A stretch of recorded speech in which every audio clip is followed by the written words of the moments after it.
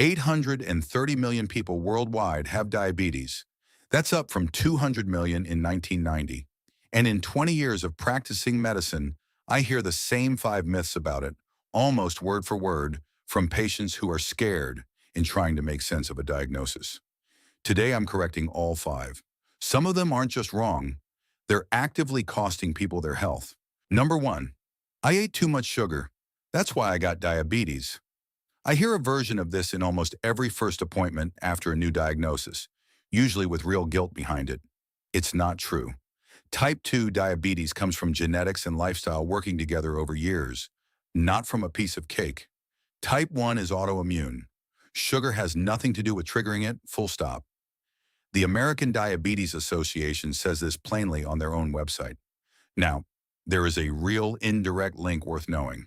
Sugary drinks specifically are tied to higher type 2 risk, mainly because they drive weight gain, and weight gain is one risk factor among several. So sugar isn't innocent. It's just not the single villain the myth makes it out to be. Myth 2, excess weight does raise your risk. I'm not going to pretend otherwise, but I've diagnosed plenty of patients at a completely normal weight. This comes up constantly with South Asian patients specifically. Diabetes tends to show up at a lower BMI in South Asian populations than in Western ones. This myth actually causes harm in both directions. Overweight patients sometimes assume it's inevitable, so they stop paying attention to anything else they could control. Thinner patients assume they're safe and skip screening they should be getting, especially with a family history. This is the one that makes a diagnosis feel like a life sentence. It shouldn't. The ADA actually dropped the old fixed ratio carb, fat, and protein prescriptions years ago. Their current guidance is simple. A diabetes meal plan is basically the same as healthy eating for anyone. Low in saturated fat, moderate in salt and sugar. Nothing exotic. What actually matters is which carbs and how much.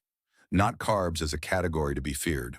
Whole grains, legumes, fruit, none of that needs to disappear from your plate.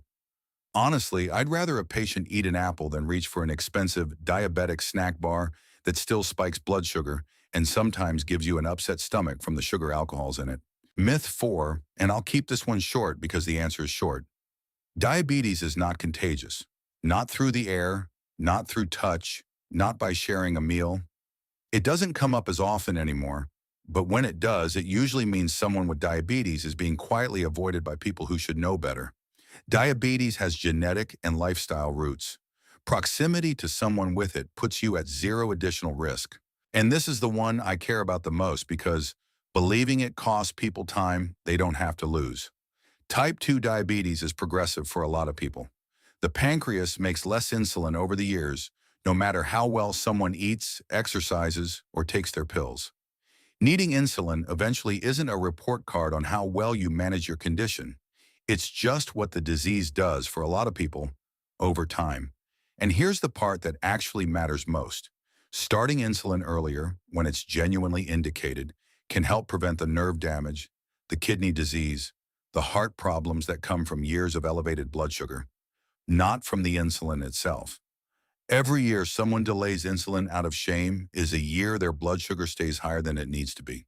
If there's one thing I want you to take from all 5 of these, ask your own doctor. Not the internet, not your uncle.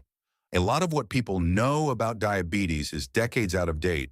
Full breakdown with sources is linked below. See you in the next one.